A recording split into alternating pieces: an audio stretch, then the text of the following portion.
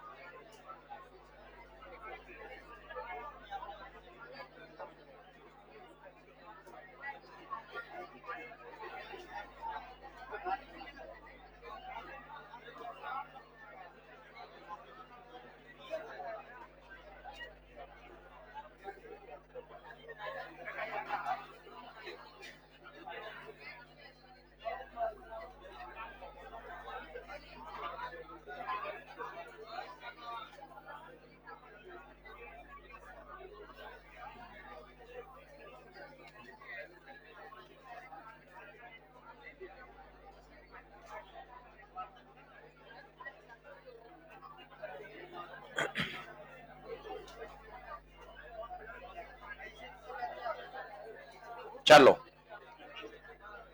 शुरू करो। आज इंट्रोडक्शन है हाइगन वेव थ्योरी, और इसमें जो सबसे इंपॉर्टेंट कॉन्सेप्ट है वो है वेव फ्रंट। तीनों आप डायग्राम बना लीजिए। तीन तरह का लाइट का प्रोपोगेशन है, पैरेलल, डाइवर्जिंग और कन्वर्जिंग। डायग्राम बना लीजिए।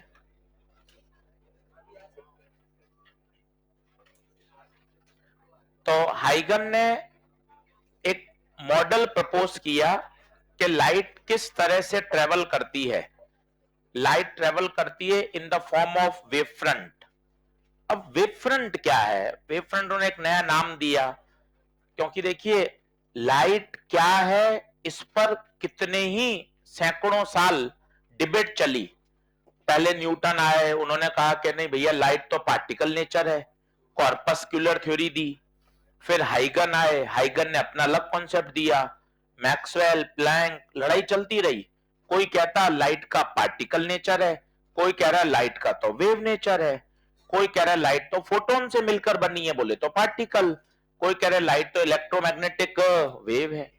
बाद में ठप्पा लगा कि लाइट ड्यूअल नेचर है। कैसा नेचर है? ड्यूअल, मतलब पार्टिकल भी वेव भी। ये इस बात पे निर्भर करता है कि आप कौन सा टॉपिक, कौन सा एक्सपेरिमेंट परफॉर्म कर रहे हो। अगर आप इंटरफेरेंस, डिफ्रैक्शन, पोलराइजेशन पढ़ना चाहते हो तो लाइट का वेव नेचर मानना पड़ेगा। अगर आपको फोटो इलेक्ट्रिक इफेक्ट पढ़ना है तो आपको लाइट का पार्टिकल नेचर मानना पड़ेगा। इन शॉर्ट, लाइट का कैसा नेचर है? Dual nature. आपको इस बात पर देखना पड़ेगा कि हम कौन से एक्सपेरिमेंट को स्टडी कर रहे हैं। उसके बिहाफ पर आपको लाइट का वो मॉडल मानकर फिर उस एक्सपेरिमेंट को समझना पड़ेगा। तो हाइगन ने एक मॉडल प्रपोज किया कि भैया मैं ये कह रहा हूं कि लाइट जो ट्रेवल होती है वो इन the form of wave front होती है। तुरंत प्रश्न आया, सर वेव फ्रंट क्या होता है? तो वेव फ्रंट क्या होता है वो सुनिए। ऐसा क्रॉस सेक्शनल प्लेन, ऐसा क्रॉस सेक्शनल प्लेन मतलब परपेंडिकुलर प्लेन। ये परपेंडिकुलर है, ये देखिए। क्या ये सब 90 डिग्री पर है? इनको मिला दिया, वापस देखना, ये 90 डिग्री पर है, इनको मिला दिया। Perpendicular plane, cross sectional plane, और इसमें उपस्थित सारे मीडियम के पार्टिकल एक ही फेज में वाइब्रेट कर रहे हैं। किसमें? एक ही फेज में। अब ये प्रश्न आ गया, ये फेज क्या होता है? वैसे तो एसएचएम वेव में आपने पढ़ा है, एसी में भी मैंने आपको सिखाया था। फेज का मतलब क्या होता है? जैसे अगर दो पार्टिकल एक ही फेज में है, एक ही फेज में मतलब जैसे दो हाथ हैं, एक ही फेज में, एक साथ ऊपर, एक साथ जीरो, एक साथ माइनस से, एक साथ जीरो, एक साथ ए, इसे बोलते हैं सेम फेज। ये सेम फेज है। एक साथ मैक्सिमा, एक साथ मीन, एक साथ minus, same phase. They are vibrating in the same phase. जैसे ईएमडब्ल्यू में इलेक्ट्रिक और मैग्नेटिक होती है 90 डिग्री पर है, होती 90 पर है, पर होती सेम फेज में। फेज का मतलब समझे? एक साथ जीरो, एक साथ मैक्सिमम, एक साथ जीरो, एक साथ मैक्सिमम। ये देखिए, दो अलग अलग सवाल है। इलेक्ट्रिक और मैग्नेटिक है कितने पर?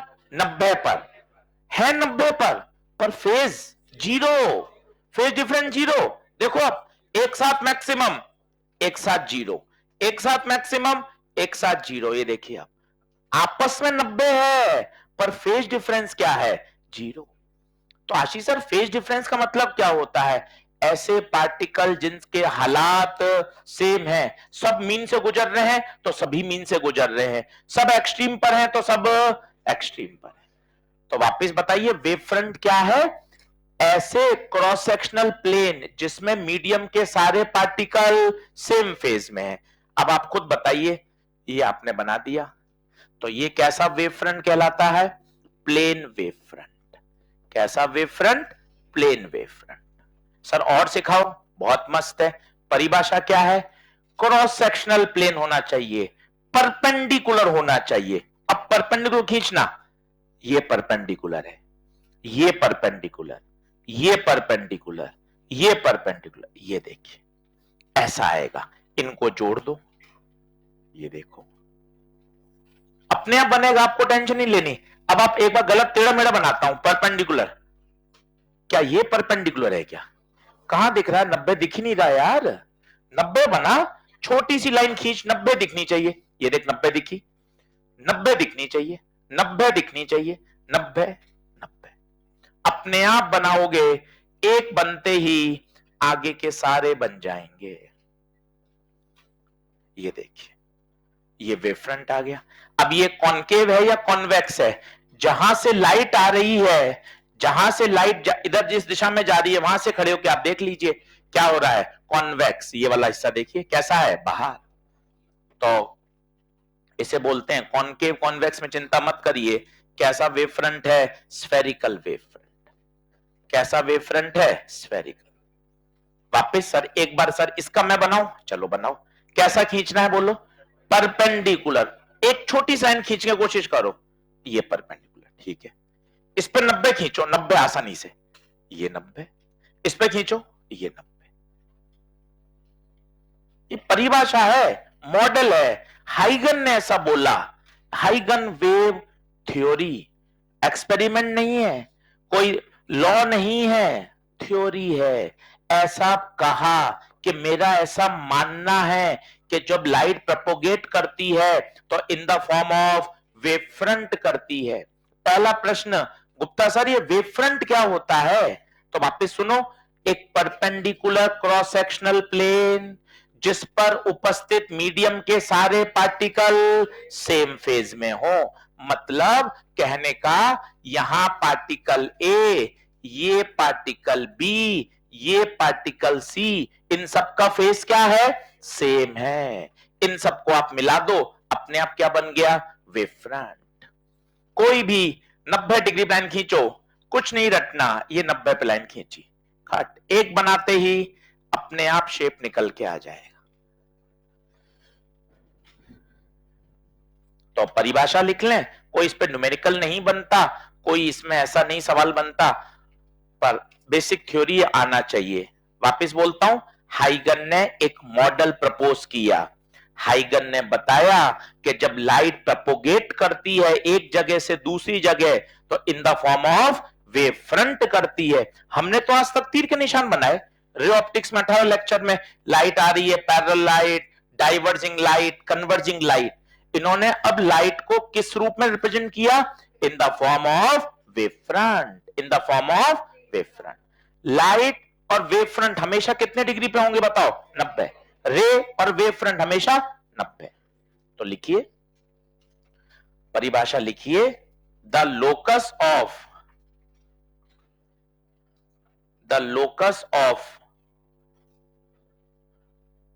लोकस का मतलब होता है उन सभी पॉइंट्स को मिलाने वाला जो भी शेप बनेगा। The locus of all the points, locus की स्पेलिंग होती है LOCUS, कोई बात नहीं। The locus of all the points which vibrates in the same phase, which vibrates in the same phase is called wave front, is called wavefront. तीनों चित्र बना लीजिए अच्छे से, वेवफ्रंट का शेप बनाना समझिए, बहुत अच्छा है। रे और वेवफ्रंट हमेशा एक दूसरे के परपेंडिकुलर, यहां देसी भाषा में लिख लें, रे एंड वेवफ्रंट हमेशा परपेंडिकुलर।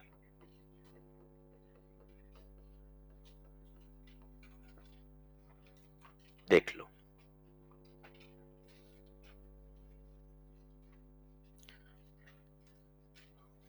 फिर एक इन्होंने और बताया कि प्रोपोगेशन कैसा होता है, वो भी देखिए। हाँ जल्दी आओ।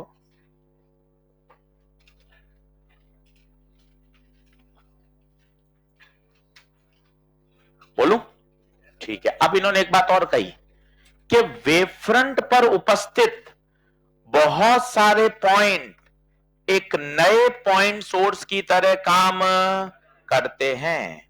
फिर से सुनिए, वेवफ्रंट पे उपस्थित बहुत सारे पॉइंट एक नए सोर्स की तरह काम करते हैं। ये अपना खुद का एक वेवफ्रंट पैदा करते हैं। ये ऐसे यहां से लाइट निकल रही है, खुद का अपना एक क्या पैदा करते हैं, वेवफ्रंट। ये वेवफ्रंट ऐसे ट्रेवल करता है, ये देखिए, ये ऐसे वेवफ्रंट क्या कर रहा है, ट्रेवल कर रहा है। किसी भी समय आपको पोजीशन चाहिए, वहां पर एक क्या खींच दें, टेंजेंट।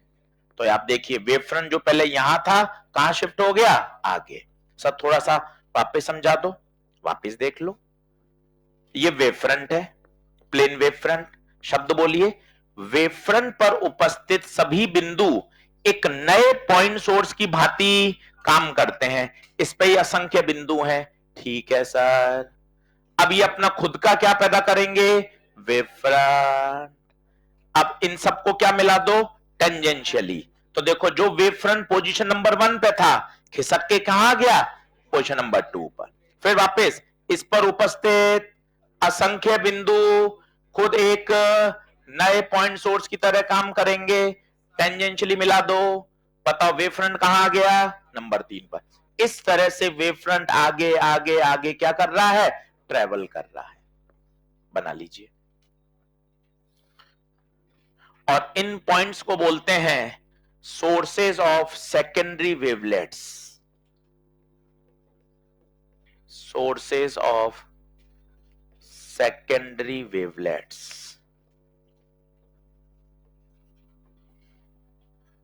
थ्योरी है, इनके एजम्पशंस हैं ये सारे, कि उन्होंने ऐसा माना। इसका कोई प्रूफ या इसका कोई गणित का रिलेशन कुछ नहीं है। दीज आर हाइपोथेटिकल एजम्पशंस कि यार ऐसा होना चाहिए। मैं ये एक मॉडल प्रपोज कर रहा हूं कि लाइट कैसे प्रोपोगेट करती है, लाइट का प्रोपोगेशन एक स्थान से दूसरे स्थान पर कैसे होता है। तो फिर सुनते जाइए, ताकि 2-3 बार सुन लेंगे तो दिमाग में बैठ जाएगा। वेवफ्रंट पर उपस्थित सभी बिंदु एक नए पॉइंट सोर्स की तरह काम करते हैं और वो अपना खुद का एक सेकेंडरी वेवफ्रंट खुद का पैदा करते हैं। और उन सबको आप टेंजेंशियली मिला दोगे, then we will get the new position of the wavefront. Position 1 पे था, फिर 2 पे आ गया, 2 से कहां गया, 3 पे। बोलिए, क्लियर है? चलिए अब आइए, 3 तरह की बातें होती हैं जो हमने साउंड वेव में भी पढ़ा था। एक होता है पॉइंट सोर्स, याद करिए, ये पॉइंट सोर्स है, ये सभी दिशाओं में प्रकाश दे रहा है। अब इसका वेव फ्रंट खुद बनाना, देखना, स्फेरिकल तो आपको रटा हुआ है ही, पर तरीका बताना। तरीका, वेव फ्रंट और लाइट हमेशा एक दूसरे के अपने आप बनेगा, आपको टेंशन ही नहीं। 90 पे खींचो, ये 90, 90, 90, ये 90। आप देखना अपने आप ये वेव फ्रंट बना। सर्कुलर नहीं है, स्फेरिकल है, 3 डायमेंशन है। कोई बल्ब है पॉइंट सोर्स, जो उससे प्रकाश निकलेगा वो 2 डायमेंशन नहीं, सभी दिशाओं में जाएगा। तो क्या बनेगा, सर्कल या स्फीयर, स्फीयर। तो याद रखिए, पॉइंट सोर्स का वेव फ्रंट कैसा होता है? स्फेरिकल। ये एक अपने आप में सवाल है, साउंड वेव में सिकंदर सर ने भी आपको लिखवाया है, पॉइंट सोर्स का वेव फ्रंट स्फेरिकल। फिर उन्होंने ये भी बताया था कि इसकी जो इंटेंसिटी होती है वो आर स्क्वायर के इनवर्स। जैसे जैसे आप दूर जाओगे वैसे वैसे उसकी इंटेंसिटी कम होती जाएगी।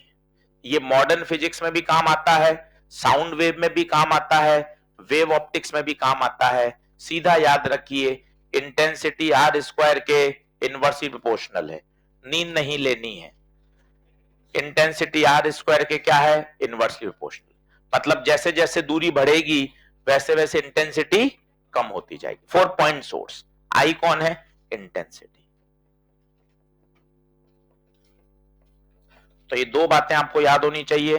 4 point source, the wave front is spherical, और जो इंटेंसिटी है वो आर स्क्वायर के इनवर्स। अगर हम बात करें लीनियर सोर्स की, लाइन सोर्स की, याद है किसी को? लाइन सोर्स का वेव फ्रंट सिलेंड्रिकल। ये देखिए, ये सारा साउंड वेव से ही कॉमन है। अभी सुबह सुबह सिकंदर सर ने मुझे बता दिया था, तो मैंने वो सारी बातें वही आपको बता दी।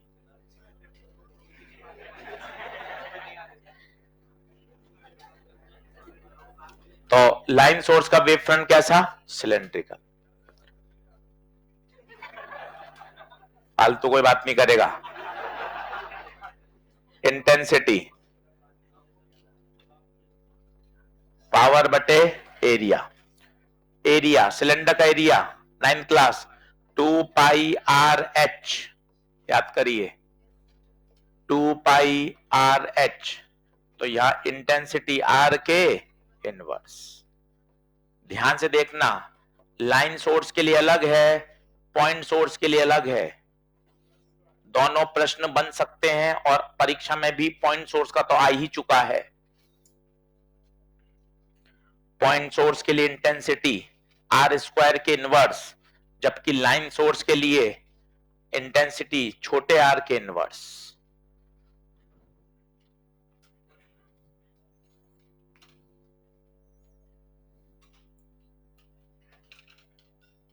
सही बात? बना लो। 15-20 मिनट की थ्योरेटिकल बातें हैं, कोई न्यूमेरिकल बनता नहीं है। जो 2-3 बातें हैं वो आपको याद होनी चाहिए। सबसे फेमस बात तो यही है जो ऑल इंडिया लेवल पे बहुत पूछी गई है, पॉइंट सोर्स का वेव फ्रंट और पॉइंट सोर्स की इंटेंसिटी। मोस्ट फेमस तो यही है। बाकी थ्योरी कोई लिखने को पूछेगा नहीं, वेव फ्रंट की परिभाषा कोई पूछेगा नहीं।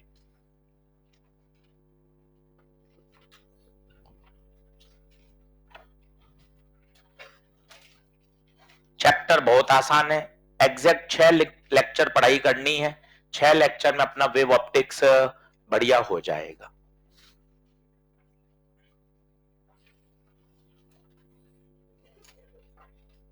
चलें आगे।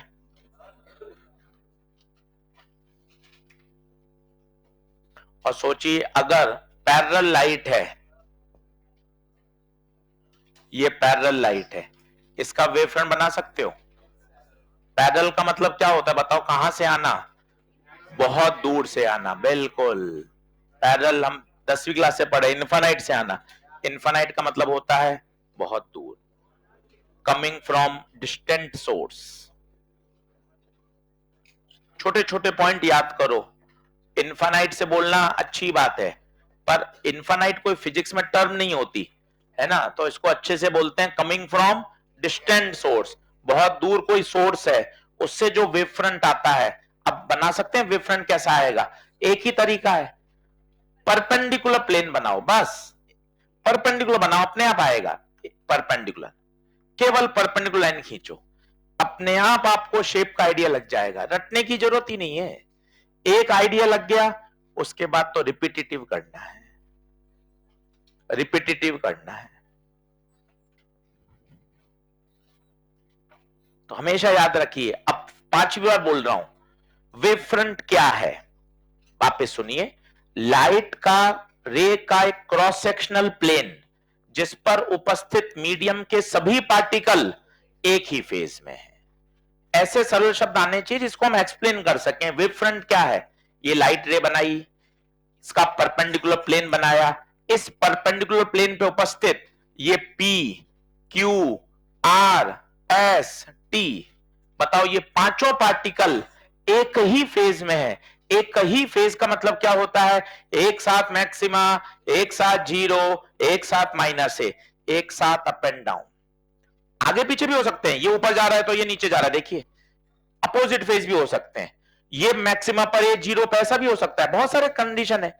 सेम फेज का मतलब ये देखिए आप, एक साथ ऑसिलेशन करना, एक साथ मैक्सिमा, एक साथ जीरो, एक साथ मिनिमा, ये कहलाता है they are vibrating in the same phase. बोलो क्या ये बात सही है? कैसे कैसे इसमें सवाल जेई मेन में आए हुए हैं। उन्होंने कहा जैसे कॉन्वेक्स लेंस है, अपन ये बचपन से पढ़ रहे हैं, पैरेलल लाइट आती है, फोकस पे मिलती है। ये तो आपने क्या बनाया? रे डायग्राम। दिस इज कॉल्ड रे डायग्राम। अब इसका वेव फ्रंट बनाओ, मजा आएगा। कुछ नहीं रटना, एक ही तरीका, क्या? परपेंडिकुलर। ये देख परपेंडिकुलर, ये परपेंडिकुलर, इसमें परपेंडिकुलर बता। 90 कहां दिख रहा है यार? ये तो नहीं दिख रहा 90, ये 90 है, बस मिला दीजिए। ये देखिए आएगा तो कैसा? प्लेन, पर जाएगा कैसा? स्फेरिकल। ये ऑप्शन में बना हुआ आता है, आपको आना चाहिए। किसी का भी जो आपने रे डायग्राम बनाए हैं प्रिज्म के देख लो। ये लाइट आई, ये ऐसे गई, ऐसे आई,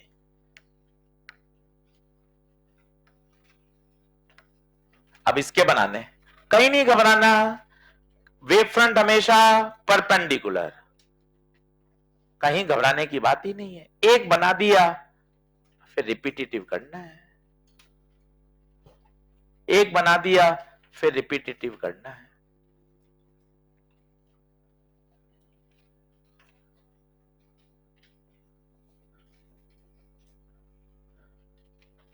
नब्बे डिग्री पर वेव फ्रंट हमेशा 90 पर।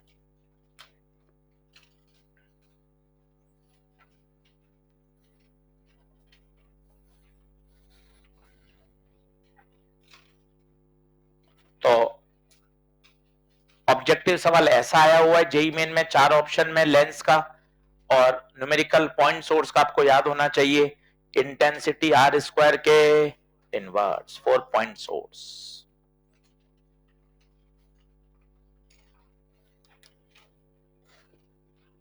अब आता है साहब कोहेरेंट और इनकोहेरेंट क्या होते हैं। दो ऐसे सोर्स जिनके बीच का फेज डिफरेंस कभी चेंज नहीं होता है, उनका फेज डिफरेंस समय के साथ बदलना नहीं चाहिए, ऐसे सोर्सेस को क्या बोलते हैं? Coherent source.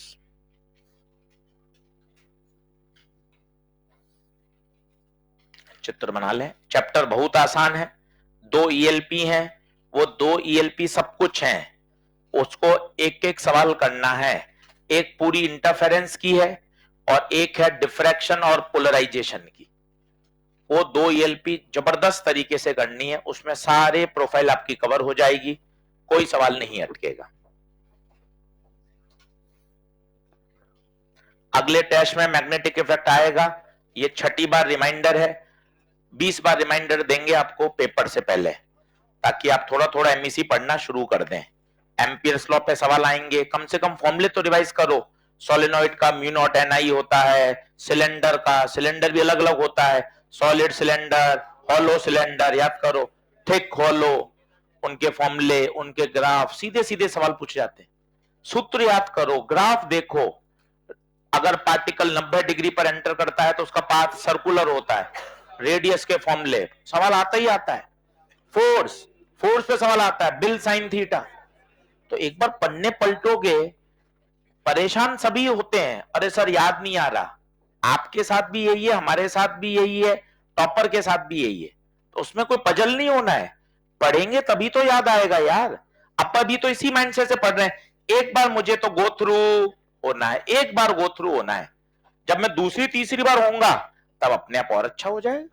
और आप गो थ्रू ही नहीं होगे, पन्ने नहीं पलटोगे, तो फिर मास्टर क्या ही करेगा भाई।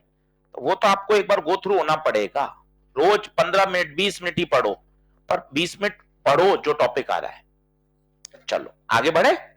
तो वेव फ्रंट वाली बात मेरे हिसाब से समझ में आ जानी चाहिए, बेसिक बेसिक बातें थी। एक बार फिर से परिभाषित कर देता हूं। वेव फ्रंट क्या है? वेव फ्रंट एक क्रॉस सेक्शनल प्लेन है, एक परपेंडिकुलर प्लेन है, जिस पर उपस्थित मीडियम के सभी पार्टिकल एक ही फेज में क्या करते हैं? वाइब्रेट करते हैं। ठीक है सर। अब आइए कोहेरेंट सोर्स। कोहेरेंट सोर्स दो sources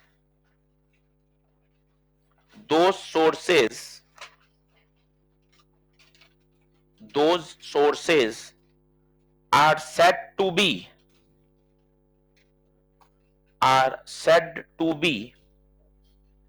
coherent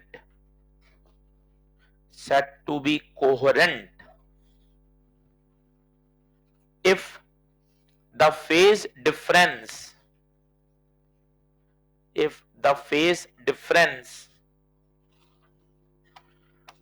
between the sources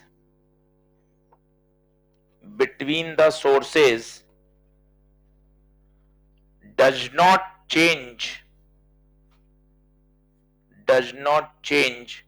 with respect to time। Hindi सरल भाषा में, अगर दो सोर्स के बीच का फेज डिफरेंस समय के साथ चेंज ना हो, अगर 30 डिग्री है तो 30 डिग्री बना रहा है, अगर 90 डिग्री है तो 90 डिग्री ही बना रहा है, जो उनका इनिशियल फेज डिफरेंस है वो क्या रहना चाहिए? कांस्टेंट। ऐसे सोर्स क्या कहलाते हैं? कोहेरेंट। मजे की बात है, दो इंडिपेंडेंट सोर्सेस,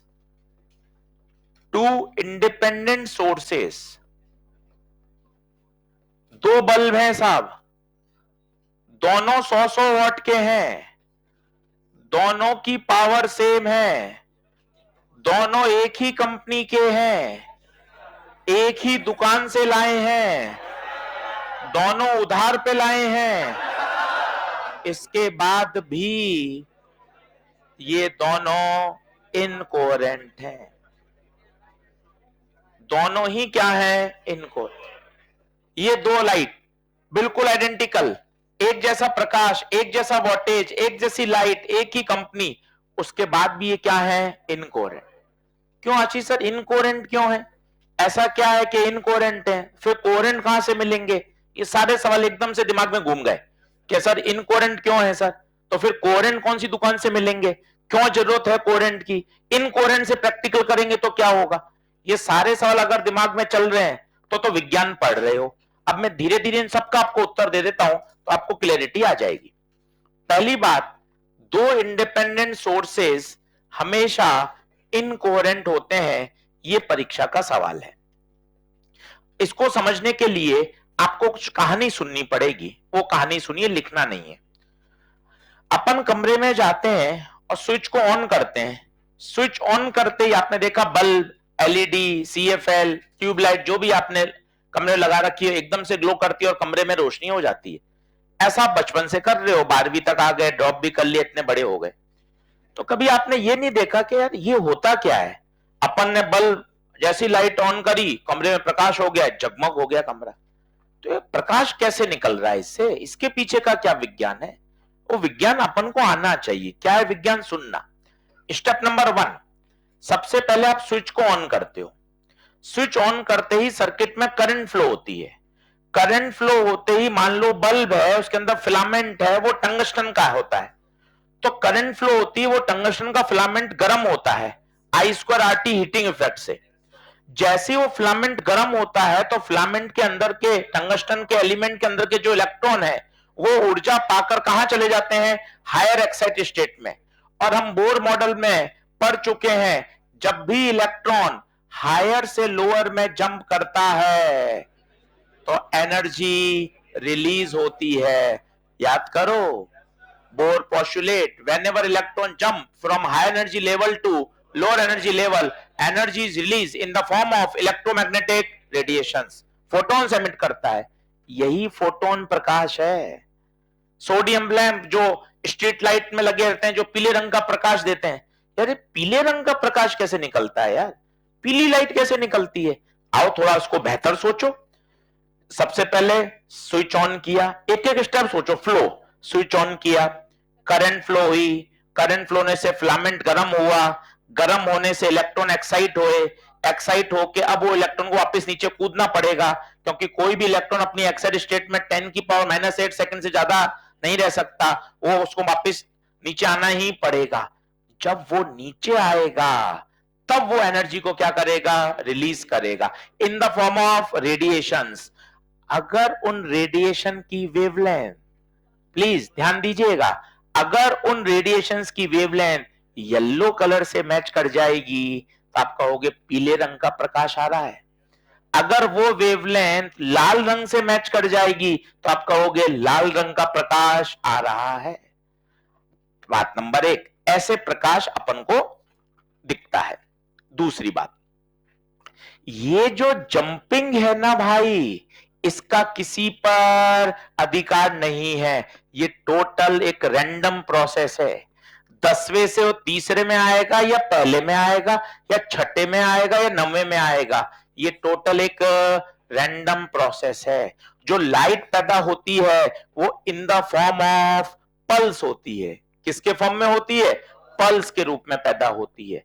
अब दोनों में आपने करंट फ्लो कराई, दोनों में इलेक्ट्रॉन एक्साइट हुए, दोनों में जंप कर रहे हैं, बट जो जंपिंग है वो इसकी और इसकी टोटली रैंडम है। इसकी जंपिंग का इसकी जंपिंग से कोई संबंध नहीं है। दैट्स वाई जो लाइट पल्सेस के रूप में आ रही हैं, उनके बीच का फेज डिफरेंस लगातार समय के साथ क्या होता रहेगा, चेंज होता रहेगा। फेज डिफरेंस आपने देखा हो, सबसे सरल 10वीं कक्षा का, ये दो पल्स हैं एक ही फेज में, देखो ये वाली पल्स कैसी फेज है, अपोजिट फेज है। एक ये मैक्सिमा है और ये 0 पर है, याद करिए एक साइन है और एक कोसाइन है, तो कितना है, 90 डिग्री है। तो पल्सेस में लाइट पैदा हो रही है, पल्स आ रहे हैं और इनके बीच का फेज डिफरेंस लगातार समय के साथ चेंज होता रहेगा। दैट्स व्हाई दो इंडिपेंडेंट सोर्सेस, एक ही कंपनी, एक ही पावर, एक ही फ्रीक्वेंसी के बावजूद वो कैसे हैं, इनकोहेरेंट। तो फिर मैं कोहेरेंट कहां से लाऊं यार, ये अगला प्रश्न बन गया। फिर कोहेरेंट कौन से शहर में मिलेंगे? मेट्रो शहर में जाऊं, बड़े शहर में जाऊं, अच्छे शोरूम में जाऊं, खूब पैसा लेके जाऊं? नहीं, ऐसा नहीं है। तो फिर कोहेरेंट सोर्स मिलेंगे कहां? थॉमस यंग ने क्या किया था, उन्होंने एक बल्ब लिया और उस बल्ब के आगे एक क्या कर दिया, गत्ता लगा दिया, और गत्ते में कितने छेद कर दिए, 2। अब यहां से जो लाइट आ रही है वो कितने भागों में टूट गई, 2 भागों में। अब बताइए, ये S1 और ये S2, इन S1 S2 का जन्म ही किससे हुआ है? जो जो परिवर्तन S में होगा, बात को पकड़िएगा, जो जो S में होगा, क्या वही वही S1 S2 में ही होगा? S1 S2 के पापा जी कौन है? S है। जो परिवर्तन S में, वही परिवर्तन, सोचो, S की ब्राइटनेस बढ़ाई, किसकी बढ़ेगी, S1 की S2 की? दोनों की। S बंद, दोनों बंद। S की कॉन्ट्रास्ट ब्राइटनेस कम करी, मतलब जो परिवर्तन S में होगा लाला, वही परिवर्तन S1। तो S1 S2 दोनों कैसे सोर्स हैं, कोहेरेंट। तो उत्तर क्या मिला, एक ही सोर्स से बनने वाले 2 सोर्स हमेशा क्या कहलाते हैं, कोहेरेंट। क्या बात समझ में आ रही है? पहली बात ये हो गई। सर कोहेरेंट की जरूरत क्या है सर, यूं ही काम चलने दो ना, ये 2 बल्ब से क्या इंटरफेरेंस का प्रैक्टिकल नहीं कर पाओगे क्या आप? उत्तर नहीं कर सकते। क्यों नहीं कर सकते वो भी सुनो। ये आपने YDSE पढ़ा, कल से पढ़ेंगे, शुरू करेंगे YDSE। ये 2 सोर्स हैं, 2 मैंने अलग अलग बल्ब लगा के लगा दिए, ये दोनों से वेव आई, यहां पर इंटरफेरेंस हुआ, इंटरफेरेंस हुआ, रिजल्टेंट इंटेंसिटी सिकंदर सर ने बताइए, I1 plus I2 plus 2√I1 I2 cos phi। What is phi? Phase difference. अब जरा सुनना आराम से, अगर ये इनकोहेरेंट हैं तो इनका तो फेज डिफरेंस लगातार लगातार बदल रहा है, तो cos फाई की वैल्यू तो लगातार बदल रही है, तो बताओ नेट इंटेंसिटी भी, तो पता है क्या होगा, किसी पॉइंट पर अभी कंस्ट्रक्टिव हो रहा है, अगले ही क्षण यहां डिस्ट्रक्टिव, कभी मैक्सिमा कभी, वो इतना तेज चेंज होगा कि आप उसको ऑब्जर्व ही नहीं कर पाओगे। आपको लगेगा एक इल्यूमिनेशन ही आ रहा है, जैसे ये दो बल्ब हैं, यहां आपने स्क्रीन लगा दी, तो होना तो क्या चाहिए था, कहीं कंस्ट्रक्टिव कहीं, पर आप देखो पूरे हाथ पे एक जैसी रोशनी आ रही है। क्यों भाई एक जैसी रोशनी क्यों आ रही है? इनका कंस्ट्रक्टिव डिस्ट्रक्टिव इतना तेज चेंज हो रहा है कि आप उसको फील ही, आपको लग रहा है एक कॉमन इल्यूमिनेशन आ गया, जबकि होना क्या चाहिए था, याद करो, सर ने भी सवाल कराए, दो स्पीकर हैं, ये दो स्पीकर हैं, ये साउंड वेव्स निकल रही है, कहीं कंस्ट्रक्टिव हो कहीं डिस्ट्रक्टिव, कहीं कंस्ट्रक्टिव, क्योंकि उनके बीच का पाथ डिफरेंस हर पॉइंट पे अलग अलग, सब पढ़ेंगे धीरे धीरे। तो पहले आप इस बात को समझो, मेरे चार प्रश्न थे, कोहेरेंट क्या होता है, इनकोहेरेंट क्या होता है, कोहेरेंट की क्यों जरूरत है, इनकोहेरेंट से करेंगे तो क्या गड़बड़ है, बताओ इनकोहेरेंट से क्या गड़बड़ है, सोचो ना, महसूस करो क्या गड़बड़ है। मैंने दो इनकोहेरेंट लिए, सब तसल्ली से बता दो, थोड़ा तेज हो रहा है, ले रखते इसको, दो इनकोहेरेंट लिए, बोल हाँ है, दो इनकोहेरेंट लिए, बोलो दो इनकोहेरेंट लिए, बोलो यहां तक ठीक है। अब इनकोहेरेंट है तो इनसे क्या होगी, जो फेज डिफरेंस है वो समय के साथ बदलेगा या कांस्टेंट रहेगा, तो ये cos फाई की वैल्यू तो लगातार, ये इतनी तेज बदलेगी कि आप किसी पॉइंट पर ये महसूस ही नहीं कर पाओगे कि वहां कंस्ट्रक्टिव हो रहा है या मैक्सिमा बन रहा है या मिनिमा, आवाज तेज आ रही है या आवाज कम, इतना तेज गति से वो क्या होगा, चेंज होगा। क्या बात समझ में आ रही है? तो इंटरफेरेंस अच्छा होने के लिए, अच्छा सस्टेन इंटरफेरेंस होने के लिए, the primary condition is the sources must be coherent. कौन होता है कोहेरेंट? ऐसे सोर्स जिनके बीच का फेज डिफरेंस समय के साथ बदलता नहीं है, उसे हम क्या बोलते हैं, कोहेरेंट। बोलो सही बात है। अब आपको क्या क्या लिखना है, इसमें से कुछ भी नहीं लिखना है, तो ये तो इरेज ऑल है, ठीक है। इसमें ये सवाल लिख लीजिए, ये दो बार रिपीटेड है, दो independent source are always incoherent, दो independent sources are always incoherent.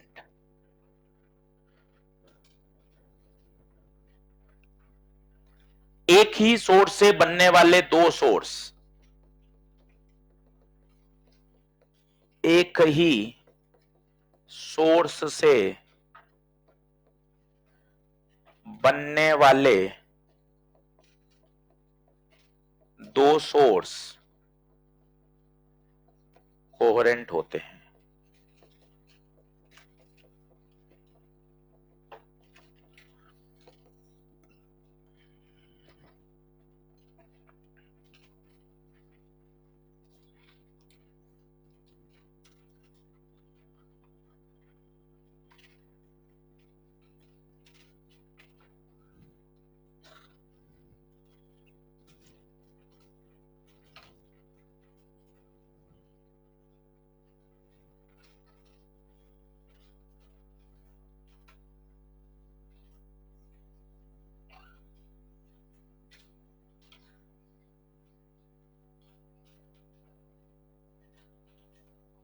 अरे बोलो,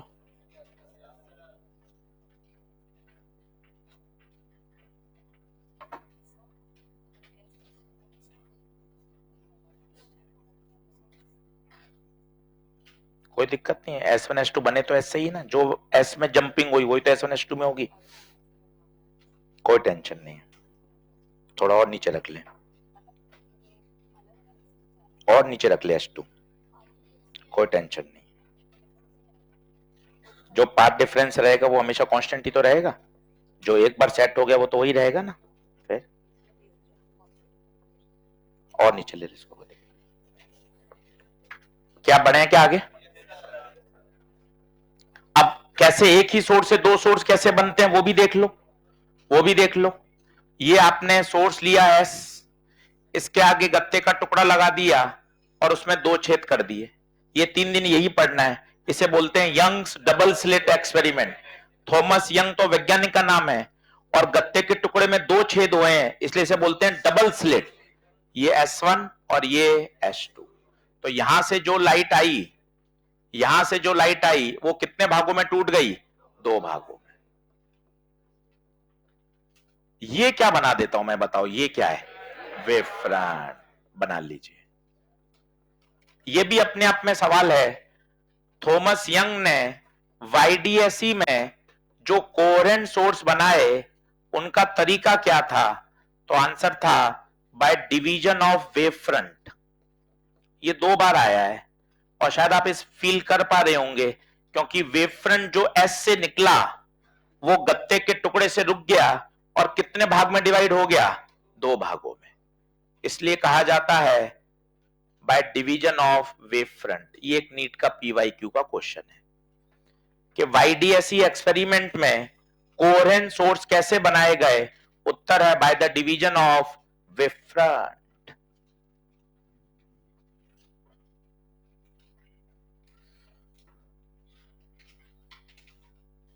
ये वाली बात समझ में आई कि यार ये मैंने क्या गोले भी बना दी और लाइट भी बना दी? इसको फील कर पा रहे हैं शायद आप? देखो ये वही बात है, देखो 90 डिग्री वाली, देखो आप, रे हमेशा वेव फ्रंट के 90 होती है। देखो आप फील करो, समझो इस बात को। देखो ये मैंने रे बनाई, और जो वेव फ्रंट बनाया ये वाला कितने डिग्री पर है? देखो आप, परपेंडिकुलर है। ये वेव फ्रंट आया, हम रे रे बोल रहे हैं 18 लेक्चर से। हाइगन क्या कहना चाहता है? Wave front. और कोई अंतर नहीं है, बस एक प्रोपोगेशन है, एक थ्योरी है। आप जो लाइट लाइट रे लाइट रे लाइट रे बोलते हो, वो उसको क्या कहना चाहते हैं? Wave front. ऐसे वेव फ्रंट निकला, वो वेव फ्रंट गत्ते के टुकड़े से रुककर अब कितने भागों में बट गया? तो इसे बोल दिया by the division of wave front. बस, और कुछ भी नहीं है। ये बात अपने दिमाग में बैठनी चाहिए। हम जो लाइट रे लाइट रे लाइट रे के साथ दोस्ती कर रहे हैं, हाइगन ने उसी को किससे बोल दिया? Wave front. बताओ क्या ये सारी कहानी क्लियर है? यहां से एक सवाल आएगा, कोहेरेंट को स्टार लगा लीजिए 2024 के लिए।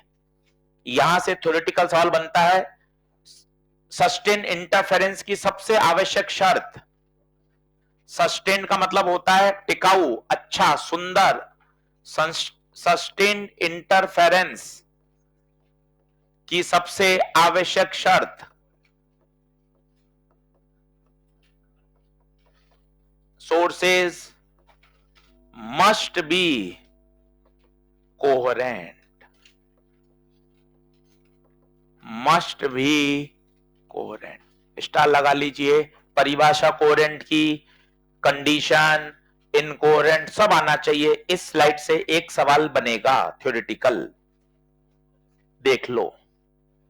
ये वाला पॉइंट भी अच्छा है। थॉमस यंग ने जो कोहेरेंट सोर्स बनाए वो by the division of wave front बनाए। 2 बल्ब, एक ही दुकान, एक ही कंपनी, एक ही पावर, एक ही फ्रीक्वेंसी, दोनों उधार पे लाए गए हैं, फिर भी वो कैसे हैं? इनकोहेरेंट। एक ही सोर्स से बनने वाले 2 सोर्स कोहेरेंट। सब लिख दिया स्लाइड में। ये स्लाइड आप दिमाग में बैठा लीजिए, सवाल मिल जाएगा आपको एक।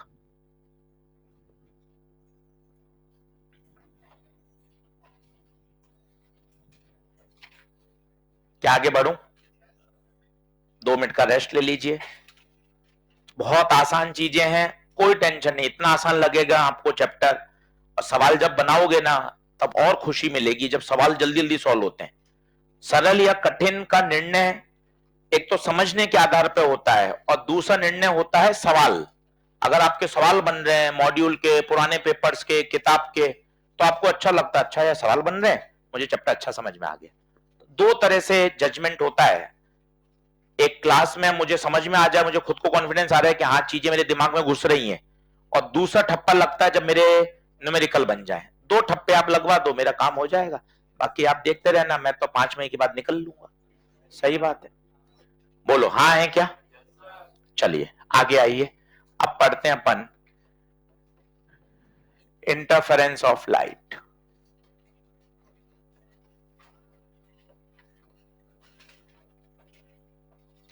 बहुत आसान है, आज इंट्रोडक्शन है, ध्यान से सुनिएगा। कल फुल फ्लैश इसका लेक्चर चालू होगा।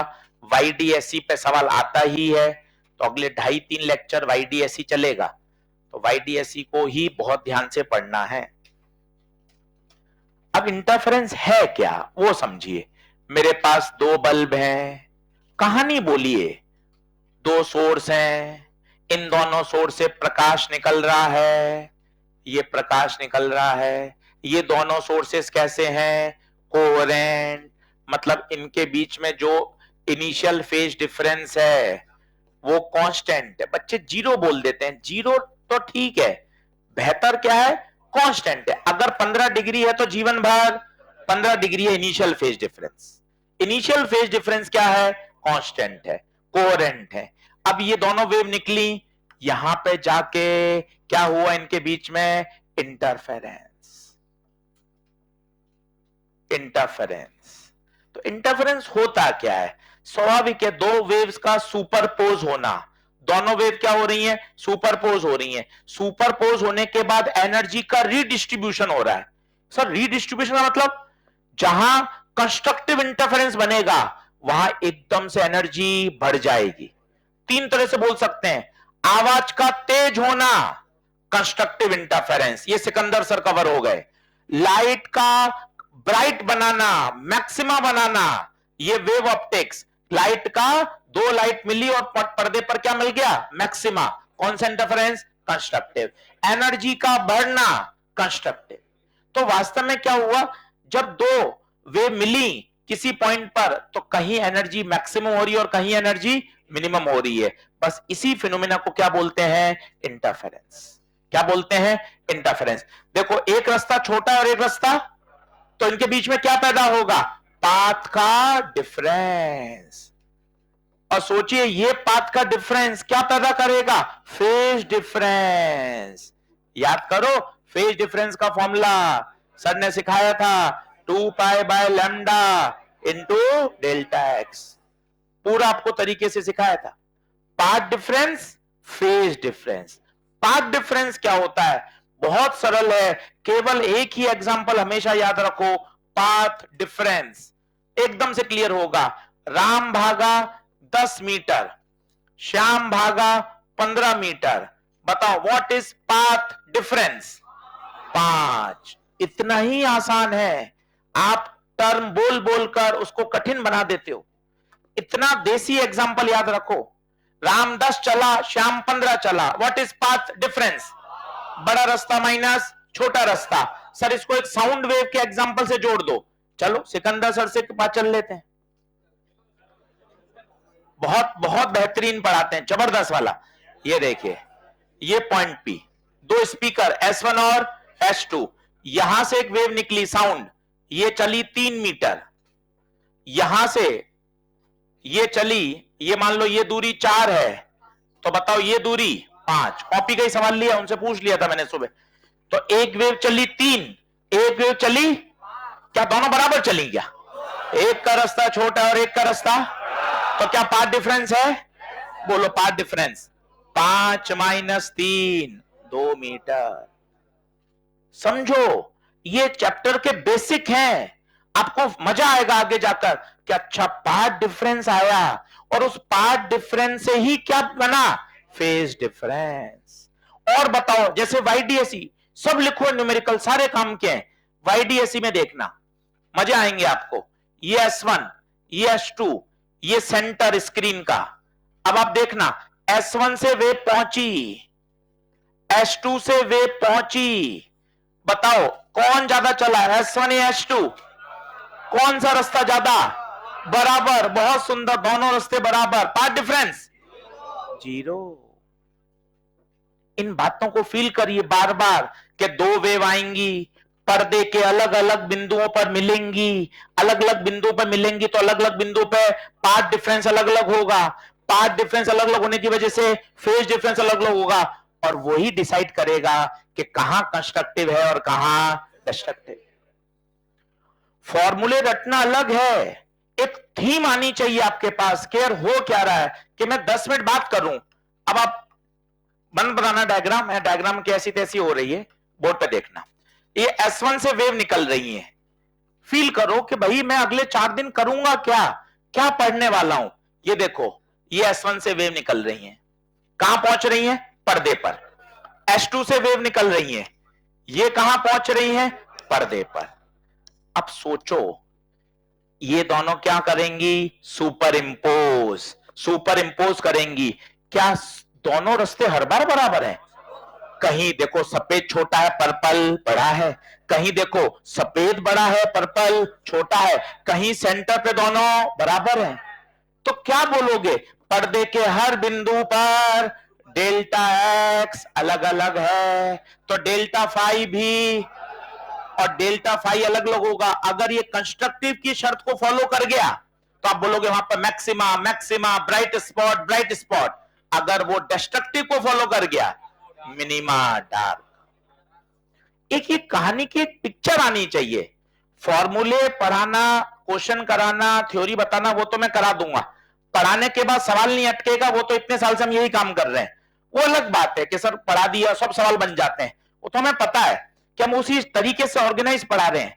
पर आपके पास एक पिक्चर भी तो होनी चाहिए कि हो क्या रहा है भाई, कि मैं किसी को समझा सकूं। देख, ये ऐसे एक बल, गत्ते का टुकड़ा लगाया, गत्ते के टुकड़े ने प्रकाश रोक दिया, अब प्रकाश कहां से निकल रहा है, केवल S1, और इससे सोर्सेस क्या बन गए, कोहेरेंट।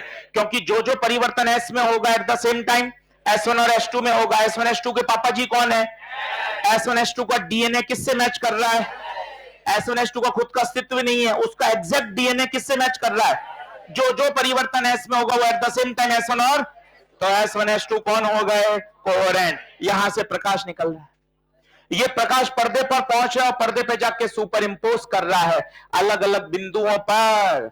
सबका पाथ डिफरेंस अलग अलग है। देखो ना, ये सफेद का रास्ता छोटा है, पर्पल का रास्ता बड़ा है, कहीं छोटे बड़े हैं, कहीं बराबर हैं, कहीं दूसरा बड़ा है, पहला छोटा है।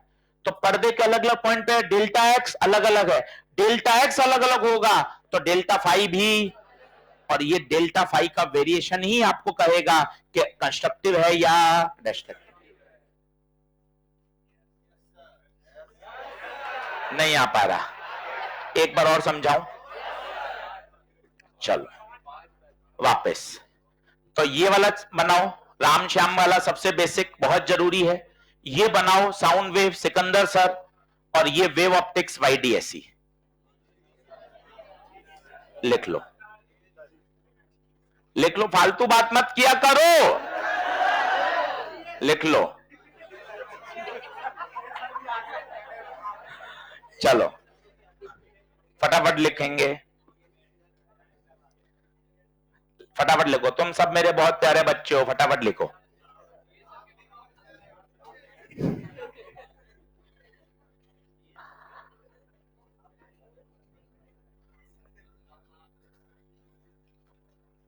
फटाफट लिख लें, तीनों उदाहरण काम के हैं।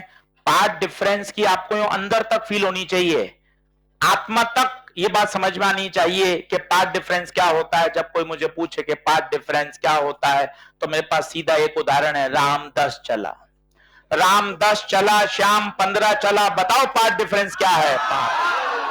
ऐसे सरल एग्जांपल कि आप अपनी मम्मी को समझाए ना, उनको याद रह जाए, अरे यार क्या क्या पढ़कर आ रहा है बेटा ये। ऐसे सरल उदाहरण चाहिए। तुम फॉर्मूले सर रिजल्टेंट, अरे उनको क्या करना है, उनको तो ऐसे शब्द चाहिए जो दिमाग में एकदम ऐसे जम जाए, सेट हो जाए कि पाथ डिफरेंस का मतलब क्या होता है। This is called path difference. YDSE में इस डायग्राम में देखो, जब आप सेंटर पे पहुंचोगे तो दोनों में से किसका रास्ता बड़ा है, S1 का या S2 का। अरे कह दो किसका रास्ता बड़ा है, दोनों का रास्ता बराबर है, तो पाथ डिफरेंस 0। यहां पर कंस्ट्रक्टिव होगा भी बताऊंगा। इसलिए कहा जाता है YDSE का सेंटर हमेशा ब्राइट बनता है। लिख लो, अभी आ जाएगा। YDSE का सेंटर ऑफ स्क्रीन हमेशा ब्राइट। मजे को नहीं लेगा, फटाफट लिखा करो। हाँ बेटे, मजे लेते रहते हो आधे समय।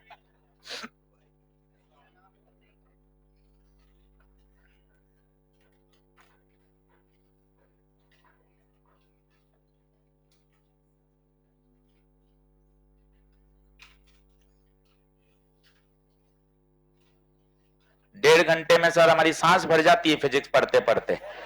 केमिस्ट्री बायो तो सर, हाँ सर, और सर बहुत मजा आ रहा है सर, 3-4 घंटे। फिजिक्स में तो सर हमारे 1.5 घंटे में आफरे आ जाते हैं सर। हाँ, पानी पिलाओ, ग्लूकोज पिलाओ, थोड़ा सा मतलब पंप करो, तब जाके होता है काम। चलो, क्या ये बात ओके है सब? बढ़ू आगे।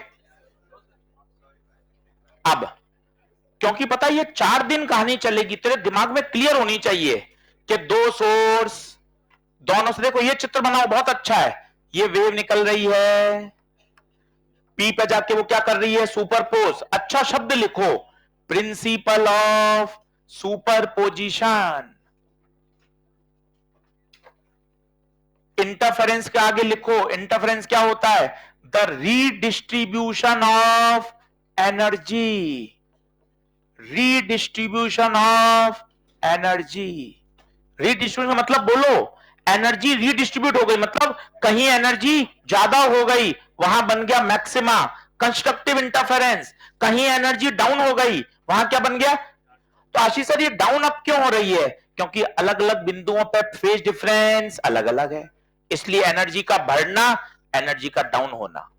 This is called interference. ऊर्जा वितरित हो गई, पुनर्वितरित हो गई। हाँ, वेरी गुड।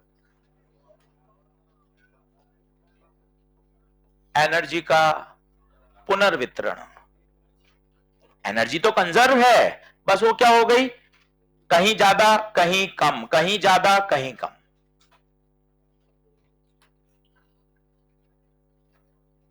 अरे बोलूं,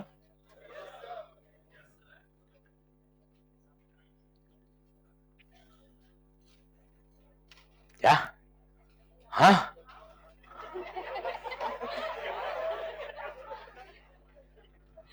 चलो लिखो, ले आ जाओ आ जाओ आ जाओ आ जाओ। तुम कहां कहां चले जाते हो? हाँ, सोचने लग जाते हो, बहुत समय मिलेगा बाद में तुम्हें सोचने का। हाँ चलो, 2 सोर्स S1 S2, दोनों से वेव निकल रही है, बिंदु P पे जाके सुपर इंपोज हो रही है। एक का रास्ता, एक का छोटा, एक का रास्ता, दोनों के बीच में पाथ डिफरेंस आएगा। पाथ डिफरेंस आएगा तो फेज डिफरेंस आएगा। बोलो, माना इसका एम्पलीट्यूड वेव का A1 है और इसका, तो रिजल्टेंट एम्पलीट्यूड ऑलरेडी आपको 11वीं क्लास से याद है, वेक्टर का। ईयर कोई नहीं गिनेगा, ऐसे गिनते हो फिर 11वीं 12वीं ये वो ये वाला, ऐसे कोई नहीं गिनेगा। हाँ, बस 11वीं का, हाँ ओके सर। तुम यहाँ ऐसे गिनने लग जाते हो 11वीं कब पास करी, ऐसे कोई नहीं करेगा भाई। हाँ बस, हाँ सर, हाँ हाँ, बस इतना कह के निकलना होता है। ऐसे पुराने में कोई नहीं जाएगा, कईयों को तो याद नहीं है 10वीं का कौन से ईयर में पास करी थी, बहुत साल हो गए सर। तो R resultant amplitude under root of A1 square plus A2 square plus 2A1 A2 cos phi. मैंने डेल्टा फाई लिख दिया, पूछो डेल्टा फाई क्यों? Phase difference. और सोचिए, अगर एम्पलीट्यूड बराबर हो तो एक शॉर्टकट हम आपको वेक्टर में और सिखाते थे, याद है? 2A cos phi bye 2। याद करो, कौन सा सही है, ऊपर वाला या नीचे वाला? पर दोनों अलग अलग केस हैं, ये तभी लगाना जब दोनों का एम्पलीट्यूड सेम हो।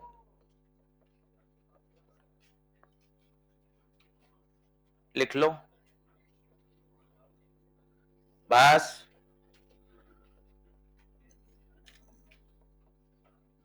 ये तभी लगाना जब एम्पलीट्यूड सेम हो। लिख लो, ये सब काम आएंगे।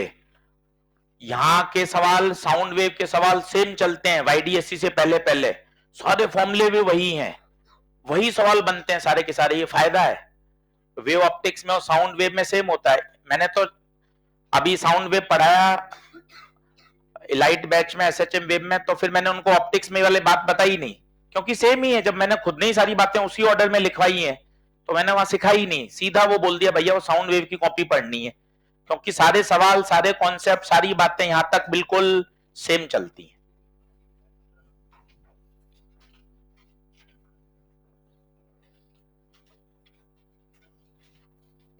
ये तो आया साहब रिजल्टेंट एम्पलीट्यूड। इंटेंसिटी का याद है?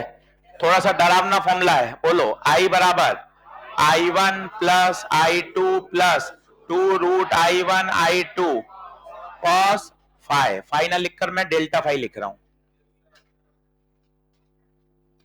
इसके साथ दोस्ती करो, हां हूं है मत करो। I1 intensity of first wave है, I2 intensity of second wave, और I रिजल्टेंट। सवाल आएगा इस पर। और अगर याद हो, अगर दोनों की सेम इंटेंसिटी हो तो यही फॉर्मूला बन जाता है 4I cos स्क्वायर 5/2। या तो इससे कर लो, और अगर थोड़ी होशियारी है तो एक और लगा सकते हो, intensity is proportional to amplitude का स्क्वायर। 2 का स्क्वायर 4, कॉस का स्क्वायर कॉस स्क्वायर। होशियारी बहुत होती है, या तो वहां से सॉल्व करो या यहां से कर लो। Intensity is always proportional to amplitude का स्क्वायर। ये पूरी स्लाइड साउंड वेव से मैच करती है बच्चों, कोई नया फॉर्मूला नहीं है। पर सिर्फ फॉर्मूले मत रटो, कहानी भी बोलो। वो पीछे की कहानी आपको चैप्टर में ग्रिप देती है। 2 सोर्स S1 S2, यहां से सोर्स डिस्टरबेंस पैदा हो रहा है, वेव पैदा हो रही है। इस वेव का एम्पलीट्यूड A1 है, इसका A2 है। दोनों वेव किसी बिंदु पे जाके सुपर इंपोज हो रही हैं। एक का रास्ता छोटा है, एक का रास्ता बड़ा है, इस कारण उनके बीच में एक पाथ डिफरेंस आएगा, फेज डिफरेंस आएगा। उस फेज डिफरेंस के कारण हर बिंदु पर रिजल्टेंट एम्पलीट्यूड भी अलग अलग होगा। जहां बढ़ जाता है वो कंस्ट्रक्टिव होता है, जहां मिनिमम हो जाता है वो डिस्ट्रक्टिव। ये कहानी जब आप 8-10 बार बोलोगे, कल मैं खुद 5 बार और बोलूंगा, तब आपको ना पीछे इंटरफेरेंस की एक ग्रिप आ जाएगी।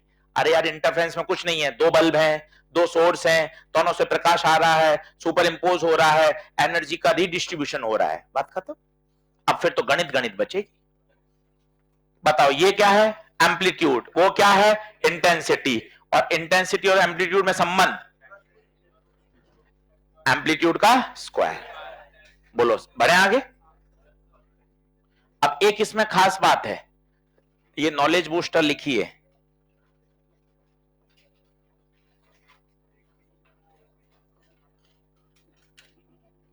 नॉलेज बूस्टर, अगर सोर्सेस इनकोहेरेंट है तो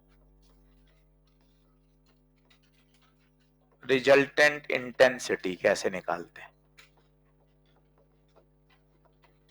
ये आया हुआ है सवाल ऑल इंडिया लेवल पे, इनकोहेरेंट में कैसे निकालते हैं?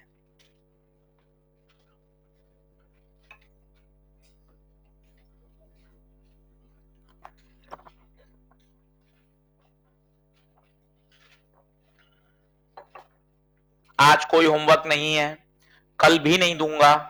रे ऑप्टिक्स का काम पूरा कर लें। टीएलपी नंबर 8 मैंने पूरी करा दी थी। घर जाके माइक्रोस्कोप टेलीस्कोप के मॉड्यूल के सवाल लगा लें, शॉर्ट नोट बना लें रे ऑप्टिक्स के। संडे को बैठकर अच्छे से, मंडे को 3-4 दिन में 1-2 मैंने रेफरेंस टेलीग्राम पे डाले हैं, वो है हिंदी मीडियम के बच्चे के, और वो इतने जबरदस्त भाई ने नोट्स बनाए। 3-4 मैंने ऑप्टिक्स के डाले हैं। अब देखो 5-6 पेज में ये जो आपने 18 लेक्चर में पढ़ा है ना भाई, सब समराइज हो गया। आप उससे आइडिया लीजिए, नकल मत मारिए, आइडिया लीजिए कि यार ऐसे पॉइंट मैंने 2-3 बार पढ़े, सारे बिंदु जो अपन ने क्लास में लिखे हैं सब लिख दिए। 2 इंग्लिश मीडियम के भी हैं, हिंदी मीडियम के हैं, 3-4 बच्चों के डाले हैं। आपको नकल नहीं मारनी है, आपको एक आइडिया लेना है कि यार कैसे कैसे पॉइंट्स लिखे जाते हैं। हम सिर्फ फॉर्मूले लिख देते नहीं, कोई सवाल, उस सवाल के अंदर का कोई अच्छा कॉन्सेप्ट वो भी उसमें लिखा जाएगा। फॉर्मूला तो फॉर्मूले के साथ डायग्राम भी बनेगा, तभी जाके वो चीज क्लियर होगी। तो बहुत सिस्टमेटिक बनाइए, तभी 6-6 बार 8-8 बार रिवीजन होगा। कॉपियां अंत के 10 दिन में नहीं पढ़ी जाती, वो पढ़ा जाता है 6-6 बार 8-8 बार रिवाइज हो जाता है उससे। चलिए, क्या ये बात क्लियर है सारी? अब इनकोहेरेंट में कैसे निकालें? इनकोहेरेंट में निकालने का क्या तरीका है? तो देखो, I बराबर क्या होता है, I1 plus I2 plus 2√I1 I2 cos delta phi. अब आप बताओ, इनकोहेरेंट है तो जो फेज डिफरेंस है वो कांस्टेंट है या लगातार बदल रहा है? लगातार बदल रहा है, लगातार बहुत तेज बदल रहा है, कांस्टेंट नहीं है। क्योंकि अगर कांस्टेंट होता तो क्या बन जाते? कोहेरेंट बन जाते। हेडिंग क्या है? इनकोहेरेंट। बताया था ना, इससे भी इलेक्ट्रॉन की जंपिंग, इससे भी जंपिंग, तो इनके बीच का जो फेज डिफरेंस है वो कांस्टेंट नहीं है। और अगर लगातार बदल रहा है तो कॉस की जो एवरेज वैल्यू होती है एक पूरे चक्कर में, वो क्या होती है? 0। तो इस टर्म को 0 ले लें, तो I1 प्लस 2√I1 I2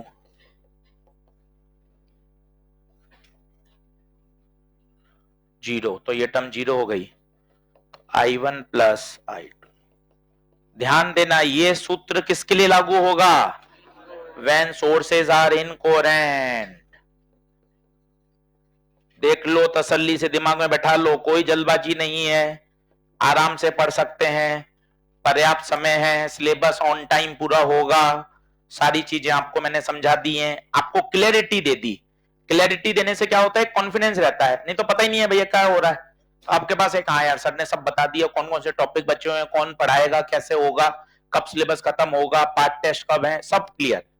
तो एक क्लियरिटी रहती है, उससे कॉन्फिडेंस रहता है संस्थान पर, इंस्टीट्यूट पर, और वो बढ़िया है, कॉन्फिडेंस की खेल होता है सारा।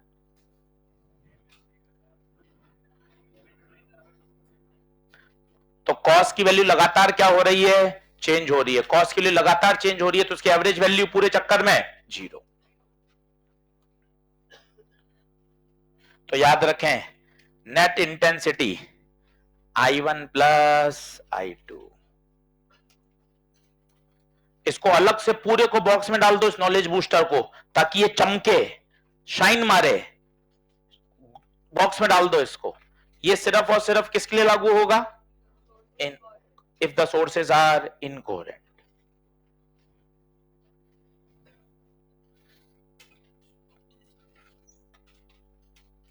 अरे बोलो,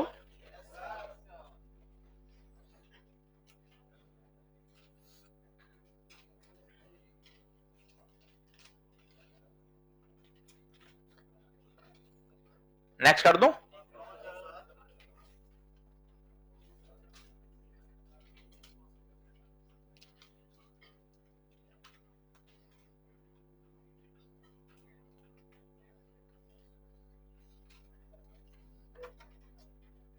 अब आइए, टाइप ऑफ इंटरफेरेंस।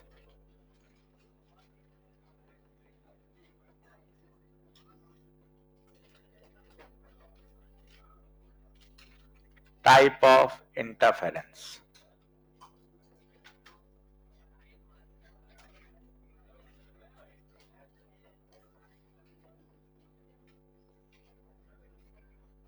लिखें कंस्ट्रक्टिव, डिस्ट्रक्टिव।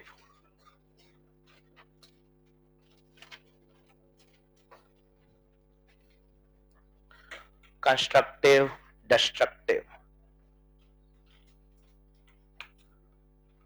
अब सुनना, ये सब आपके पढ़ा हुआ है, सब साउंड वेव का ही है। कहीं एक जगह तैयार हो जाएगा, दोनों जगह फायदा मिलेगा, दोनों जगह सवाल आते हैं। देखो अब अच्छे से, कंस्ट्रक्टिव में क्या क्या पॉइंट है? पहला, फेज डिफरेंस पाई का कैसा मल्टीपल चाहिए? इवन या ऑड? इवन मल्टीपल होना चाहिए। बोले तो 0, 2 पाई, 4 पाई, 6 पाई। जब जब फेज डिफरेंस पाई का इवन, तब तब चिल्लाओगे, वहां कौन सा इंटरफेरेंस? कंस्ट्रक्टिव। दूसरा, उस समय एम्पलीट्यूड मैक्सिमम हो जाता है A1 प्लस A2, सब लिखाया हुआ है कॉपी में। उस समय इंटेंसिटी भी मैक्सिमम हो जाती है √I1 प्लस √I2 का होल स्क्वायर।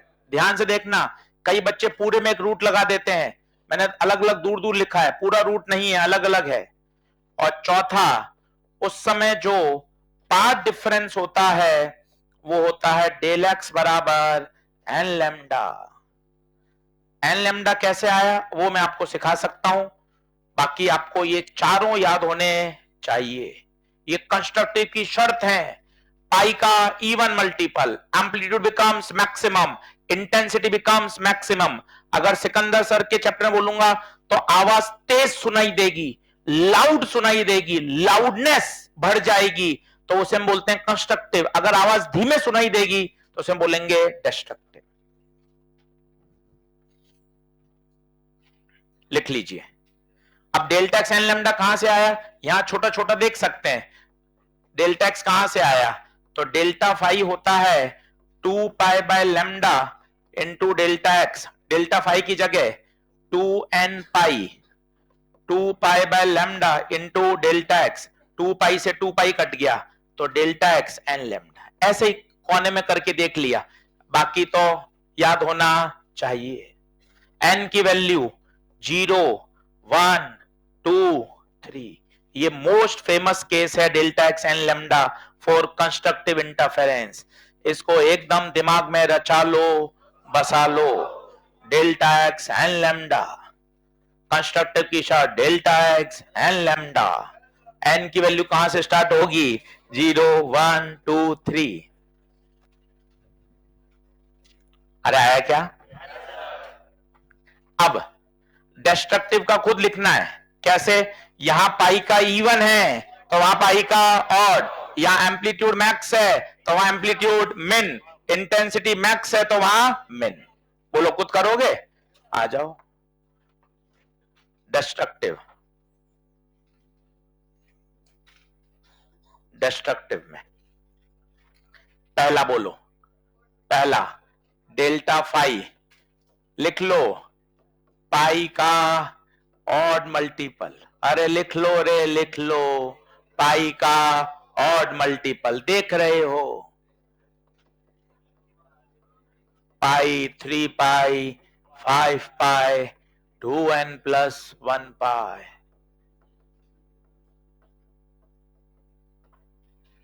पाई का ऑड। दूसरा, amplitude becomes minimum, A1 minus A2. Intensity becomes minimum, √I1 minus √I2 का होल स्क्वायर।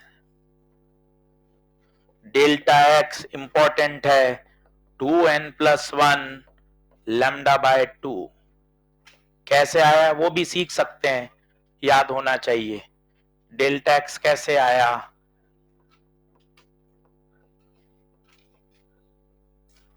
आना सब चाहिए एकदम। जब पूरा टॉपिक में कॉन्फिडेंस आता है ना यार, क्लियरिटी है आपको कॉन्सेप्ट की, फॉर्मूले की, सवाल करने में एक अलग ही आनंद आता है और मजा आता है। घर जाके कॉपी खोलने का, पढ़ने का, न्यूमेरिकल करने का मन करता है। तो बस वही इंपॉर्टेंट है कि यार मैं घर जाके फिजिक्स की कॉपी खोल लूं, वो सबसे बड़ी बात है।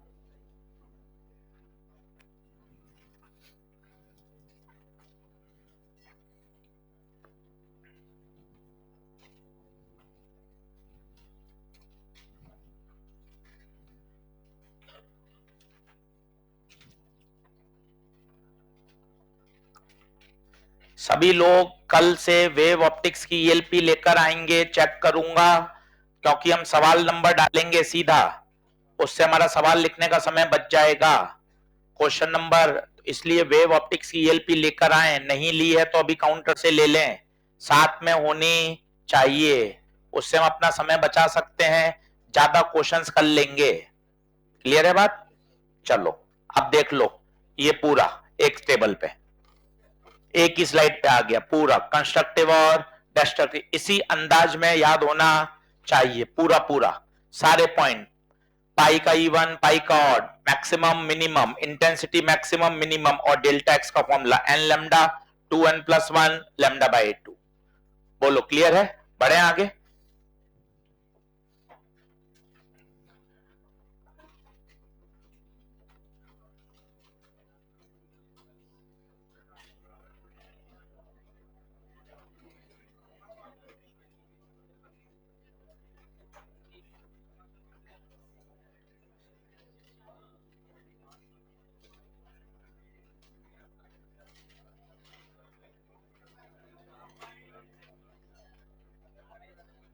लिखें साहब, सवाल आना ही है। 15 साल का ट्रैक रिकॉर्ड अनबीटेबल चल रहा है, कभी नहीं टूटा। YDSE, Young's double slit experiment. Thomas Young वैज्ञानिक का नाम है। डबल स्लिट क्यों? गत्ते के टुकड़े में 2 बारीक छेद करे। और एक्सपेरिमेंट क्यों? थॉमस यंग पहले वैज्ञानिक थे जिन्होंने दुनिया को इंटरफेरेंस को एक्सपेरिमेंटल वेरीफाई किया। इंटरफेरेंस ऑफ लाइट को एक्सपेरिमेंट बताने वाले पहले वैज्ञानिक कौन थे? Thomas young. एक्सपेरिमेंटल बताया कि देखो हां, लाइट का मैक्सिमा बन रहा है, लाइट का मिनिमा, कहीं ब्राइट फ्रिंज बन रही है, कहीं डार्क। तो प्रयोग से पहले बताने वाले वैज्ञानिक कौन थे? Thomas young. सेटअप बहुत आसान है, ध्यान से देखिएगा। ये गत्ते का टुकड़ा, बातचीत बंद करिए, ये गत्ते का टुकड़ा, इन्हें बोलते हैं S1 S2। दोनों क्या है? ये कोहेरेंट सोर्स। इसके पीछे आपका मेन सोर्स है S। ये देखो ये क्या निकल रहा है? ये वेव फ्रंट। ये यहां से लाइट जा रही है, ये देखिए आप, ये S से लाइट निकली, वेव फ्रंट निकला, गत्ते के टुकड़े से रुक गया। अब कहां से आगे पास होगा? केवल S1 और S2 से। ये कौन है? स्क्रीन, पर्दा, जहां पर आपको फिनोमेना दिखाई देगा। पर्दे की दूरी कैपिटल D। एक एक शब्द समझो, 4 लेक्चर चलेगा ये। S1 S2 के बीच की दूरी छोटा d।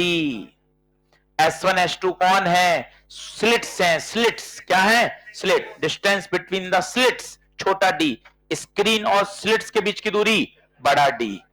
ये एकदम ठीक सामने, ये है O, इसे कहते हैं स्क्रीन का सेंटर, इसे कहते हैं स्क्रीन का सेंटर। देख लो अच्छे से, चित्र बना लो पूरा। S1 S2 से वेव निकलेंगे। अभी अपने एक डायग्राम बनाया था ऊट पटांग, याद है? वही सच का डायग्राम है कि S1 S2 से वेव निकलेंगी और वो पर्दे पर हर अलग अलग बिंदु पे जाके क्या करेंगी? Super impose. कहीं कंस्ट्रक्टिव होगा, कहीं डिस्ट्रक्टिव। बहुत आसान है। इसके अंदर मैं आपको 10 कॉन्सेप्ट लिखाऊंगा गिनती से, बस वो 10 कॉन्सेप्ट आपको करने हैं, उसके अलावा कुछ नहीं करना। वो 10 कॉन्सेप्ट आपने सीख लिए, आपका YDSE के सारे सवाल सॉल्व हो जाएंगे। वो 10 गिनती करके मैं लिखाऊंगा आपको कॉन्सेप्ट। वो कॉन्सेप्ट नंबर से आपको याद करने हैं, समझने हैं और धीरे धीरे उस पर सवाल बनाएंगे। पूरा YDSE, पूरा वेव ऑप्टिक शानदार तैयार होगा, एक नंबर तैयार होगा। छोटा d और बड़े d में अंतर बताओ। बड़ा d distance between slit and screen.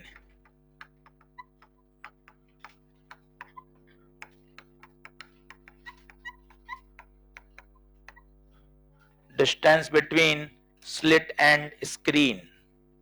अच्छे से दिमाग में बैठा लो, क्योंकि वहां बड़ा डी नहीं आएगा न्यूमेरिकल में, वो कहेगा स्क्रीन की दूरी, तो तुम्हें बड़ा डी पकड़ना है। छोटा D distance between the slits. अभी समय है, अभी समय लगाओ। अभी 2 मिनट बचाने के चक्कर में हर सवाल में परेशान होते हो। तो छोटा डी और बड़ा डी दोनों को अच्छे से दिमाग में डायग्राम के साथ बैठाओ। हाईलाइट कर दिया है।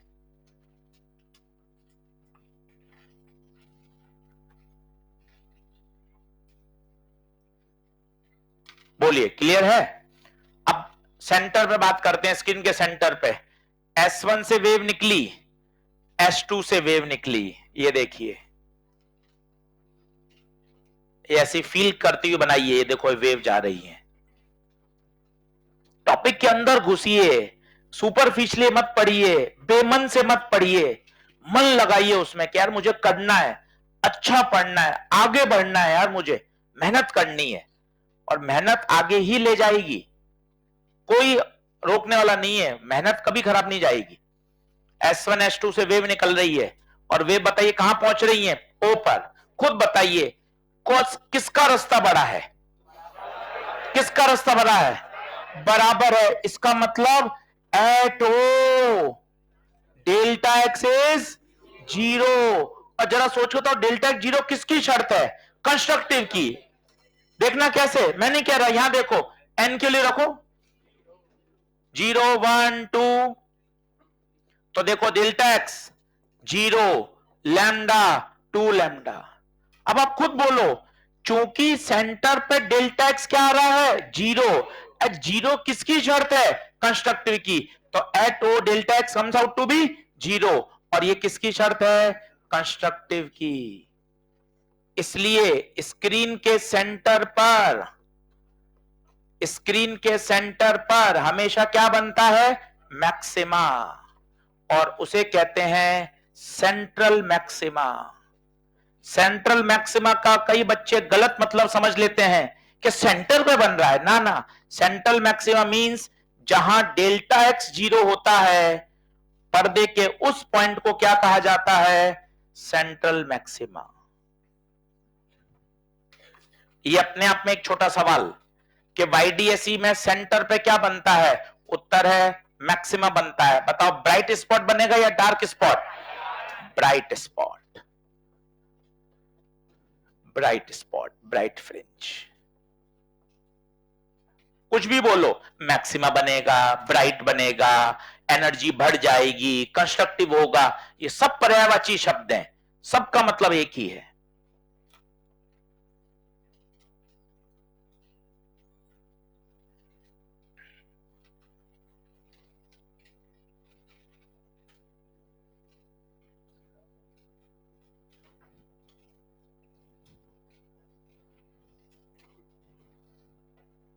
बोलो, पन्ने पलट लो। आज वे ऑप्टिक शुरू किया था, पहला लेक्चर इसलिए ज्यादा नहीं पढ़ाया कि भाई पहले लेक्चर में घबरा नहीं जाए बच्चा, इसलिए कम पढ़ाया पहले लेक्चर में, कल से थोड़ा सा ज्यादा पढ़ेंगे।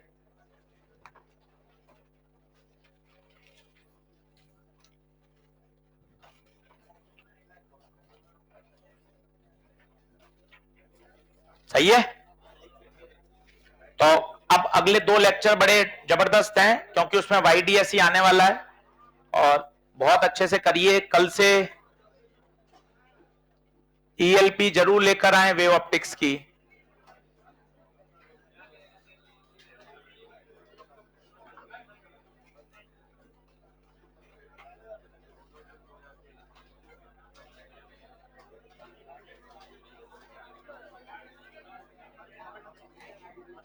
चलिए साहब, धन्यवाद सभी का। क्या स्लाइड, पीछे पीछे वाली स्लाइड लगा देना।